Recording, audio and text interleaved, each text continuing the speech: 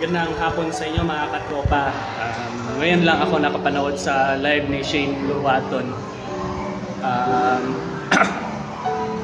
Yun talaga ang expect na magkaluhaan na talaga habang binabasbasan yung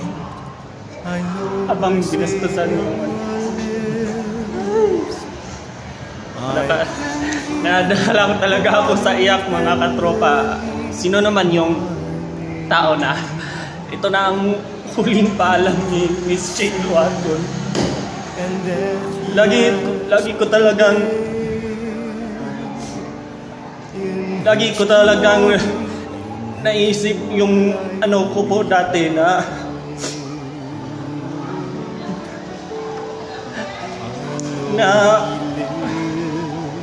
hindi ganun kadali sa buhay yung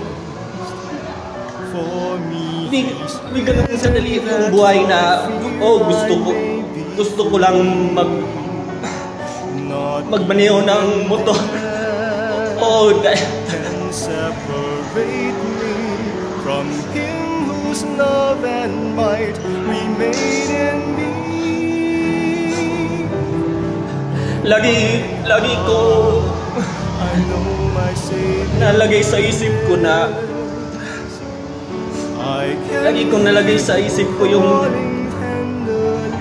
yung gusto kong magmotor dahil gusto ko may pagmamayabang sa mga kaklase ko dito na ganon si Tonton Malubo may motor, yung ganon parang si Coco Martin.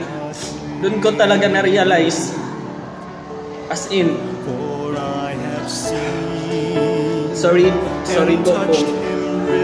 mga katropa ko na tumutulo lang yung luha ko dahil hindi ko naawa lang talaga ako sa mga kapamilya ni Shane na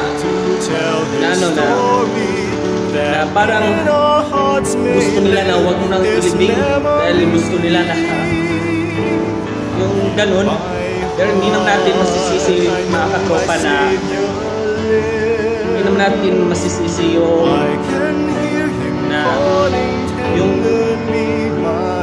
pamilya niya na mahal niya talaga si Shane. And also ako yung pinsan niya or matalik kong kaibigan siya. So yun, luhaan talaga ako mga katropa. Ano kasi mga katropa, laging nabubulong sa isip yung gano'n na gusto ko pang mangarap na magmotor, yung gusto mong magpasikat sa harapan ng ibang tao, lalo na sa matalik kong kaibigan, lalo na yung kita ko yung boyfriend ng ex-girlfriend ko na gusto ko kumati sa kanila, yung gano'n na ayun, kinamitan yung gano'n. Pero na-realize ko na hindi pala gano'n mga katropa. So nung una kong first attempt na aksidente kasama si Papa, yun talaga ang hindi ko malilimutan. So related talaga yung aksidente sa akin ni Miss Shane, pero sa awa ni Papa Jesus,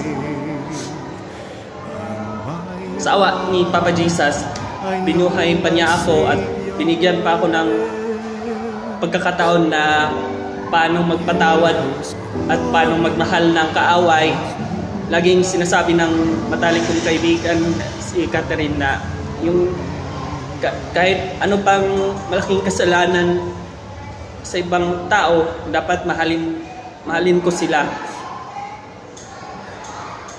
Sorry kung tuloy yung sipon ko mga katropa dahil hindi ko talaga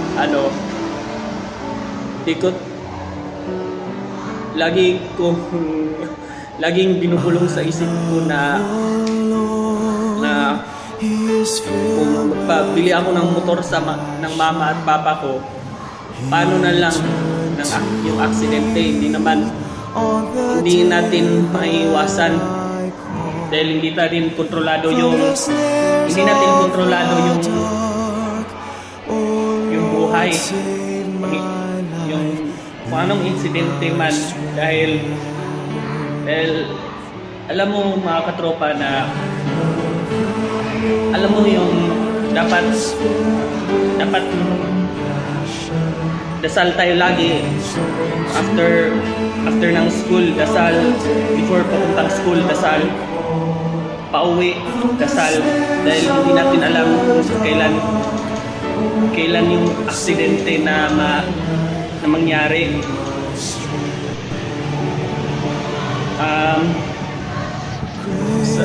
Sa akin naman mga katropa is naintindihan ko yung mahabulbul yung mga kapamilya ni Miss Shane, lalo na yung ate niya na grabing bulbul habang napanood ko sa live. Tapos yung mama niya hinimatay.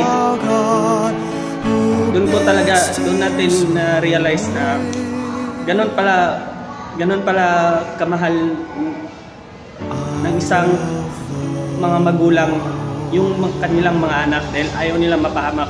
Ayun, doon ko na-realize na mahal pala ako ng mama at papa ko, kaya hindi pa ako pinayagan na magmaneho ng motor. Pero actually mga katropa, kapag nakauwi ako sa Punta del Norte, umuwi ako kasama yung mga kapatid ko, sina mama. Tapos for example, mapapabili si Mamila ng pandesal, anong bibili, kape, gatas para sa mga pinsan ko. Nagpaalam talaga ako na Mamila, yung ganun, Mamila, gusto kong hiramin yung motor ni Tito. Tapos sabi ni Mamila, sige, pero mag-ingat ka lang lagi ah. Ganun talaga. So sana mga katropa, lesson learned na to sa mga tao ngayon, sa mga kabataan na dapat marunong tayo mag-appreciate sa ating mga magulang, at paano na dapat ma-realize natin kung gaano tayo kamahal ng ating mga magulang. Kagaya ko, minsan magalit ako kapag sinagawan ako ng mama ko, pero I realize na, tapos pinagalitan pa ako ng papa ko na pinaprangkahan pa niya ako. Doon na-realize ko na hindi lang sa kanila yung kundi para sa kabutihan at kaligtasan namin apat ng kapatid. So yun lang mga katropa, I hope na sana na intindihan niyo itong video na to from part 1, part 2, part 3, part 4. Kagabi ko lang ina-upload yun until part 5 na upload ko na sa wakas. So ito na ang huling kabanata ni Miss Shane Luaton dito sa mundo. At sana ipagdasal natin ang kanyang kaluluwa na makapiling niya ang ating Panginoon.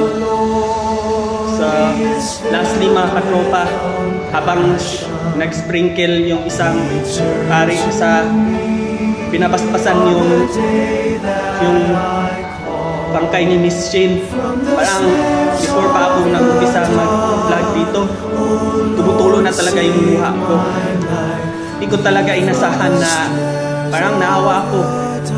Parang dito binubulong lagi sa isip ko na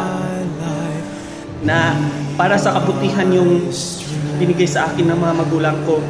Tapos na-realize ko na nagpapasikat lang ako sa mga kaibigan ko, sa mga kaklase ko dito, na meron akong motor, tapos upang lapitin ako ng mga magagandang babae. So hindi pala ganun yun mga katropa. Kung gusto mong lapitin ka ng mga tao, dapat maging matino tayo, tapos yun lang. Then dapat magsuot ng decenteng damit, hindi yung makita yung ganon, ganito, ganyan.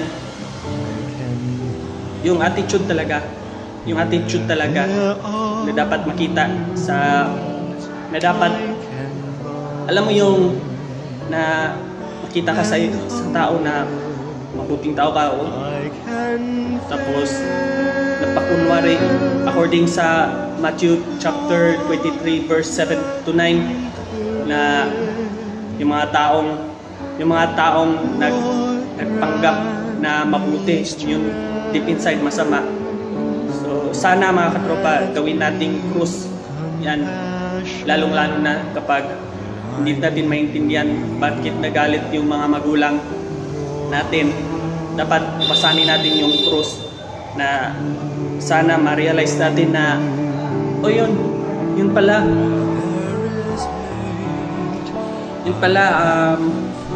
para pala sa atin, no?